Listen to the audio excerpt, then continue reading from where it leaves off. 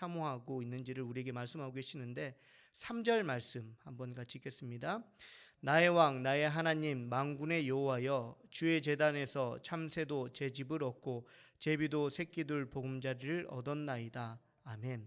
시인은 눈을 돌려서요 지난날 자신이 성전에 거주할 때 보았던 그 참새와 제비를 떠올렸습니다. 그러면서 지금 쫓기는 신세로 성전에 나아갈 수 없는 자신과는 다르게 성전 안에서 보금자리를 틀어서 그 성전 안에서 여유롭게 그리고 늘 성전에 있는 거하는 그 참새와 제비를 부러워하고 있는 것입니다. 당시 참새와 제비는요 지금도 그렇지만 가치 없는 것으로 여겨졌는데 시인이 얼마나 이 성전을 사모하는지 내가 참새와 또 제비와 같이 가치 없는 사람이 된다 할지라도 이 성전을 사모하는 것에서 내가 잃어버릴 수가 없다, 내가 이것을 떠날 수가 없다라는 의미로 참새와 제비를 부러워하는 것을 우리에게 말씀하고 계신 것입니다. 시인이 무엇 때문에 이토록 성전을 사모하였을까요? 그 이유에 대해서 4절은 우리에게 말씀하고 계시는데 본문 4절 말씀 한번 같이 읽겠습니다.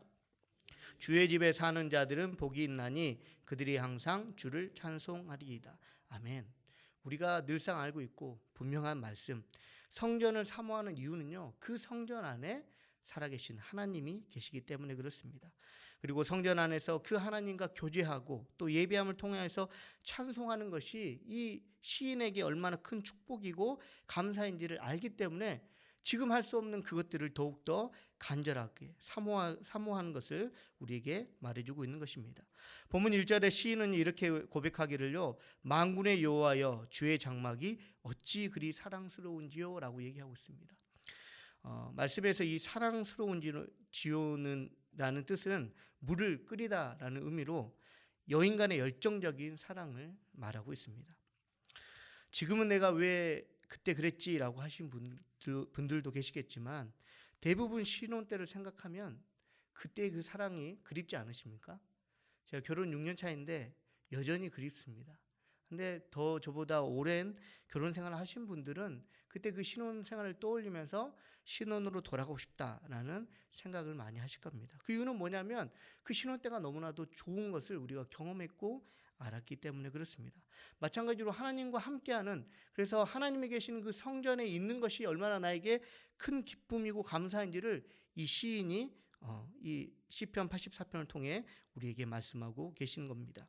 그리고 성경은요 시인과 같이 성전을 사모하는 자에게 주시는 은혜가 분명히 있다고 우리에게 말씀하고 계십니다. 그렇다면 성전을 사모하는 자에게 주시는 은혜는 무엇일까요? 첫째는요 마음의 시온의 대로를 주시는 은혜라고 우리에게 말씀하고 계십니다. 우리 5절 말씀 한번 같이 읽겠습니다. 주께 힘을 얻고 그 마음에 시온의 대로가 있는 자는 복이 있나이다. 아멘. 시인은 우리 1절 앞에 위에 적어져 있는 것처럼 고라 자손 중에 한 명입니다. 고라는요 잘 아시는 것처럼 레위 지파로서 할아버지인 고핫과 함께 하나님의 은혜로 중요한 역할을 직책을 맡은 사람이었습니다. 하지만 시기심으로 인하여서 이 고라는 다단과 아비람과 함께 모세를 반역하였고 결국 땅이 갈라져서 죽는 그 죽음을 맞이하였습니다. 하지만 민수기 26장 11절에 기록되었듯이 아버지 고라의 반역에 동참하지 않는 아들들은 죽지 않고 살았음을 우리는 알 수 있습니다. 지도자인 모세를 반역하고 또 하나님께 저주를 받은 아버지를 둔 자녀들의 삶은 어떨까요? 우리가 이제 드라마를 통해서 우리 주위에서 보지는 않지만 드라마를 통해서 그 살인자의 자녀들의 삶에 대해서 우리가 보게 되지 않습니까? 얼마나 비참한 삶이고 얼마나 소망 없는 삶인지를 우리가 그 TV를 보면서 또 대중 매체를 보면서 우리가 알 수 있습니다. 저주의 자식이라는 낙인에서 이 자식들은 오랫동안 살았을 것입니다. 주위로부터 아버지인 고라를 닮았다는 그 말을 수도 없이 많이 들을 때마다 그 마음이 무너져 내리는 그러한 마음을 날마다 매 순간 느꼈을 것입니다. 또한 아버지를 따라 반역하지 않는 것을 후회하지는 않지만 또 남은 시간은 여전히 괴롭고 힘들었을 것입니다. 이러한 과정 속에서 하나님께서 고라의 자손들을 찾아오셨고 마음의 시온의 대로가 있게 하셨습니다. 시온의 대로는요 성전으로 나아가는 길을 말합니다. 마음에서 시온의 대로가 열리잖아요. 그 전에 느끼지 못했던 그 감사와 평화가 이 고라의 자손들에게 찾아온 것입니다.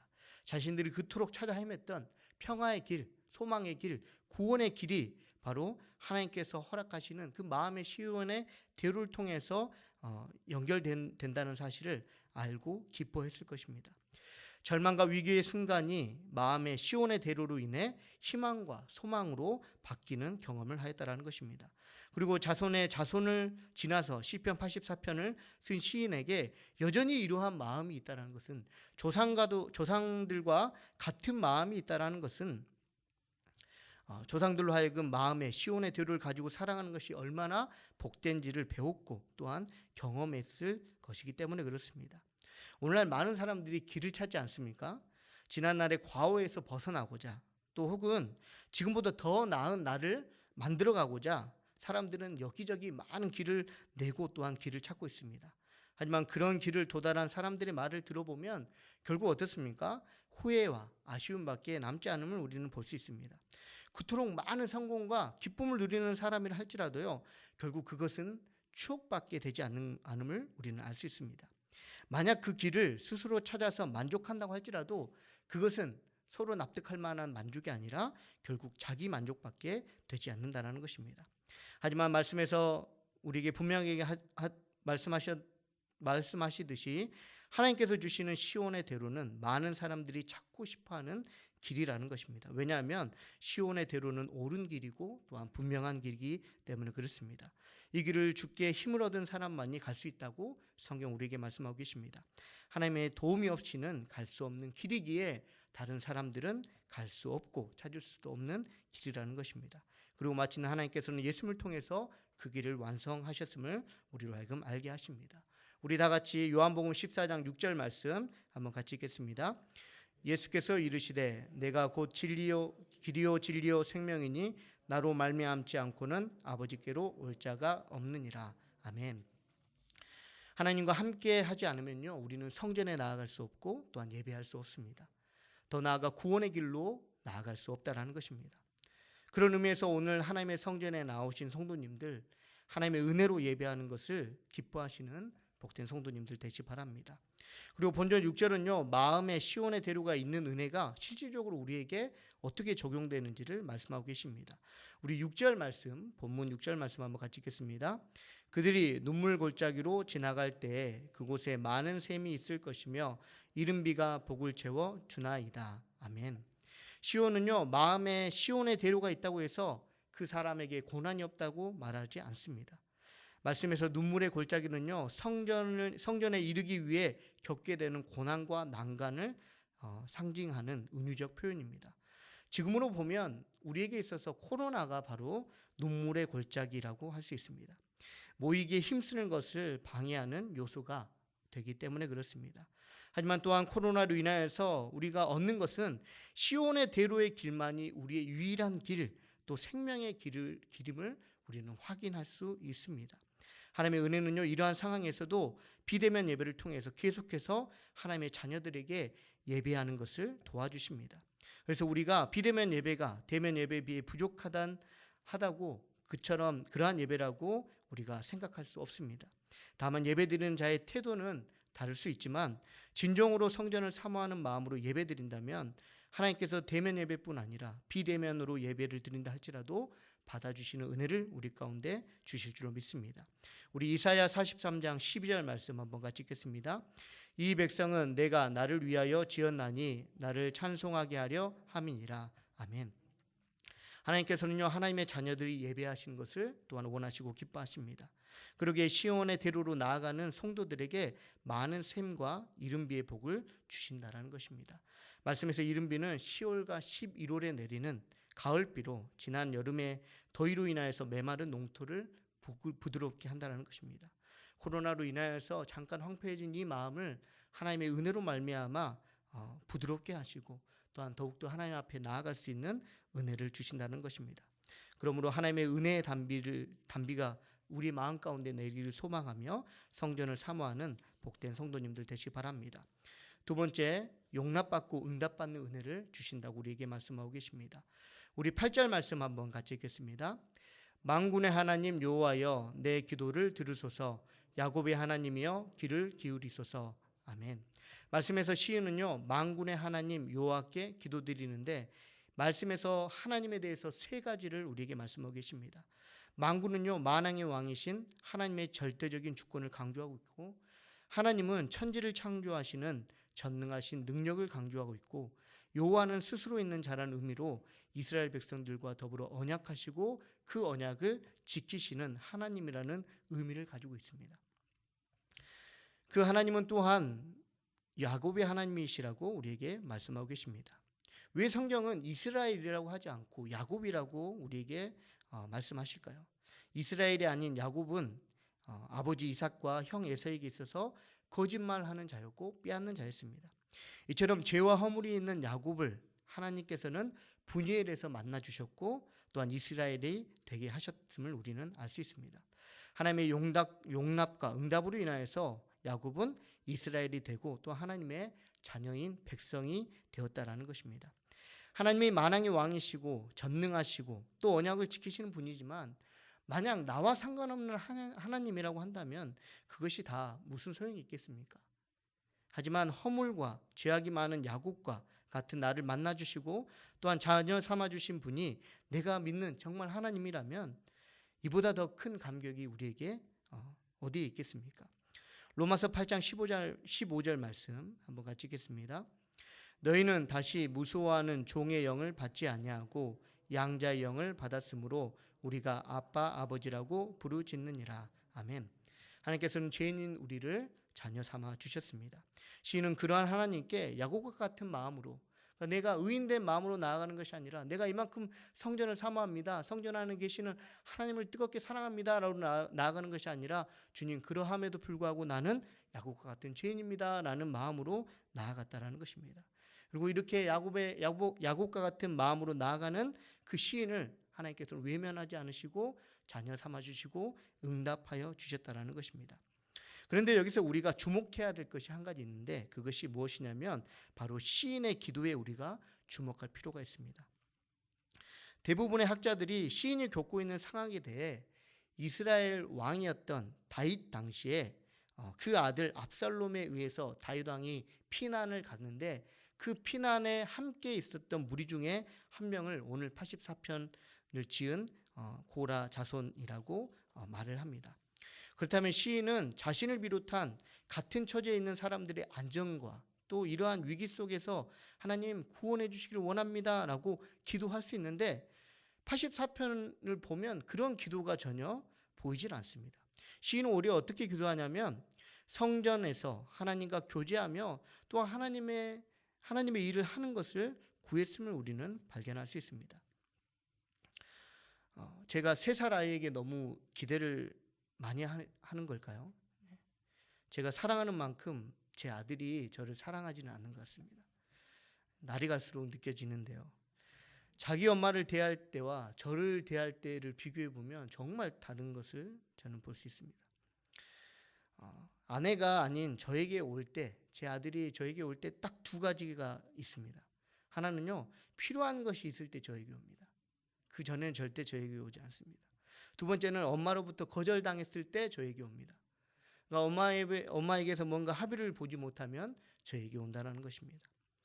그러면 저는 될 수 있는 대로 사랑하니까 다 들어줍니다. 그러면서 마음으로는 아들이 나를 제발 사무적으로 대하지 않고 남들보다 더 못하게 대하지 않고 정말 사랑으로 대해주길 바랍니다. 사랑하는 성도님들, 하나님이 나의 아버지가 되시고 또 그 사랑 안에 거하기를 원하면 만약 우리의 기도가 나만을 위한, 그래서 하나님이 보시기에 사무적인 관계에서 나오는 기도가 되지 않으려면 우리는 성전을 사모하는 마음으로 하나님께 나아가야 할 줄로 믿습니다. 그렇다고 나에게 필요한 기도가 모두 옳은 기도, 절대 기도할 수 없는 기도가 아니라는 절대 기도할 수 없는 기도다라고 말하는 것이 아니라 우리는 보다 넓은 기도를 할 수 있음을 이 시인을 통해서 알 수 있습니다. 넓은 의미에서 보면요, 이 시인이 기도하는 성전에서 다시 하나님과 교제하며 하나님이 맡겨주신 일을 하는 것을 구하고 만약에 그리고 분명히 그 기도가 하나님 안에서 이루어지는 것이라면 지금 도망자로서의 일어나는 모든 문제가 해결되었다라는 의미입니다. 성도님들이 무슨 말을 하고 있냐면 우리가 우리의 문제를 위해서 기도는 할 수 있습니다. 하지만 우리가 우리의 문제만을 놓고 기도하면 그 문제가 해결되는 기도밖에 되지 않습니다. 하지만 하나님이 원하시는 기도를 하기 시작할 때, 그래서 하나님이 기뻐하시고 또한 그 하나님과의 교제가 깊어지면 깊어질수록 우리 안에 더욱더 하나님의 은혜가 풍성해지고 또한 저절로 우리의 문제가 해결된다라는 것을 이 시인을 통해 우리는 알 수 있다는 것입니다. 그러므로 성전을 사모함을 통해 하나님이 나의 하나님이 되심을 알고 나를 용납하시는 하나님이 원하시는 기도를 통하여서 하나님과의 교제가 깊어질 뿐만 아니라 모든 문제에서도 해방되는 복된 성도님들 되시기 바랍니다. 마지막으로 좋은 것을 주실 줄 아는 은혜를 성전을 사모하는 자에게 주시겠다고 우리에게 말씀하고 계십니다. 우리 10절 말씀 한번 같이 읽겠습니다. 주의 궁정에서의 한 날이 다른 곳에서의 첫날보다 나은즉 악인의 장막에 사는 것보다 내 하나님의 성전 문지기로 있는 것이 좋사오니. 아멘. 역대상 26장을 보면요, 다윗이 이스라엘 왕이었을 때 당시 고라 자손은 성전 문지기를 담당하고 있었습니다. 하나님의 언약궤로 인하여서 복을 받았던 오벳에돔의 자녀들도 마찬가지로 고라 자손으로서 성전 문지기의 일을 했습니다. 이들은 모두 조상이었던 고라와 다르게 하나님께서 주시는 것을 좋은 것으로 여기고 누릴 줄 아는 은혜가 있었습니다. 어떻게 보면 이 고라와 비교해 본다면 보잘것없는 직책이었고 보잘것없는 그런 신분의 그런 일이었습니다. 하지만 이 고라, 특별히 이 시편 84편을 지금 찬양하고 노래하고 있는 이 시인에게 있어서 문지기의 역할은요, 하나님이 주시는 것이기 때문에 좋은 것으로 여길 줄 알고 누릴 줄 아는 은혜가 있었다라는 것입니다. 어떤 욕심 많은 왕이 있었다고 합니다. 근데 이 왕이 어느 날 이유도 모르는 고통스러운 병에 들었다고 합니다. 그래서 한 술사로부터 이 병을 고치는 유일한 방법은 항상 만족한 생활을 하는 사람의 셔츠를 밤낮으로 입으면 나을 수 있다라는 말을 들었습니다. 이에 왕은 그 나라 전 영토에 사신들을 보내어서 항상 만족한 생활을 하는 사람의 셔츠를 가져오라고 하였고, 시간이 지나서 마침내 사신들이 왕 앞에 나왔습니다. 그런데 이 사신들이 이 셔츠를 가지고 나오는 것이 아니라 빈손으로 나왔습니다. 그들이 왕에게 말하기를 항상 만족하며 사는 사람을 찾기는 했는데 그는 셔츠를 입고 있지 않아서 빈손으로 왕 앞에 나왔습니다 라고 말했다고 합니다. 사랑하는 성도님들, 일반적으로 사람은 무엇을 많이 가져야만 행복하다고 생각합니다. 또 남과 비교하여서 더 좋아 보여야만 행복하다고 생각합니다. 하지만 만족하는 사람에게 셔츠가 필요하지 않는 것처럼 하나님께 만족하는 사람은요, 무엇이 있어서 행복하는 것이 아니라 하나님 한 분만으로 만족한다라는 것입니다. 그리고 그 하나님께서 무엇을 주시든 좋은 것인 줄 알고 누릴 줄 아는 은혜가 있다라는 것입니다. 시인은 악인의 장막과 하나님의 문지기 중에 더 나은 것을 택한 것이 아닙니다. 하나님의 문지기가 좋기에 그것을 누릴 줄 아는 사람이기에 택하였다라는 것입니다. 참 성도님들, 우리가 예배 자리로 나오는 것 다른 것으로 빼앗기지 않는 은혜가 우리 가운데 있기를 바랍니다. 왜냐하면 다른 어떤 것보다 더 나아 보이는 것이 아니라 그냥 이 예배 자리가 우리에게 가장 필요한 것이고 우리에게 만족감을 줄 수 있는 유일한 자리이기 때문에 그렇습니다. 사랑하는 성도님들, 우리는 우리의 가정이 하나님께서 허락하신 가정임을 알고 있습니다. 그리고 자녀들도 하나님이 선물로 주신 자녀임을 우리는 알고 있습니다. 내가 일하고 있는 일터도요, 하나님의 은혜로 주어진 것임을 알고 있습니다. 더 나아가서 예배를 드리는 것이 얼마나 우리에게 기쁜 일인지를 우리는 너무나도 잘 알고 있습니다. 그런데 정말 이러한 것들을 아는 만큼 누리고 있는지에 대해서는 의문이 생깁니다. 혹시 우리 마음속에 성전에 나아가도 문지기밖에 더해라는 마음이 있지는 않은지, 더 많은 것을 원하고 또 더 큰 것을 원하는데 만약 그 원하는 것들이 다 채워지면 정말 하나님 앞에 기뻐할 수 있는데 그렇지 못해 기뻐할 수 없다고 하는 모습이 혹시 우리의 모습은 아닙니까? 사랑하는 성도님들, 좋은 것을 누릴 줄 아는 은혜를 구하기 위해 하나님의 성전을 사모하는 우리가 되기를 소망합니다. 악인의 날이 무조건 고통스럽고 또 힘들다고 시인은 우리에게 말하지 않습니다. 오히려 첫날 긴 그 세월 동안에 많은 즐거움과 행복이 그 악인의 삶 가운데 있다고 우리에게 말하고 있습니다. 그러면서 그런다 할지라도 하나님이 계시지 않는 곳이라면 그곳은 내가 있을 곳이 아니라라고 시인은 마지막으로 고백하고 있습니다. 그러면서 눈물골짜기가 있을지언정 하나님이 함께 계시는 성전 문지기의 삶을 택합니다. 코로나가 아니더라도 지금의 시대는 계속 우리로 하여금 어떻습니까? 좋아 보이게 하는 것들을 제시하고 있습니다. 그러면서 한 가지 더 조건을 내세우는데 그곳에는 하나님이 없다라고 우리에게 말하는 것입니다. 이러한 상황 가운데 만약 우리가 놓인다면 우리는 시인이 고백한 것처럼 시편 84편 10절을 고백하는 성도가 되기를 소망합니다. 말씀 마치도록 하겠습니다. 하나님께서는 시편 84편을 통하여서 우리로 하여금 성전을 사모하라고 말씀하고 계십니다. 왜냐하면 성전을 사모하는 자에게 주시는 하나님의 은혜가 분명하기 때문에 그렇습니다. 그리고 이러한 은혜를 성전을 사모하는 자들에게 주시기를 하나님께서 원하시기 때문입니다.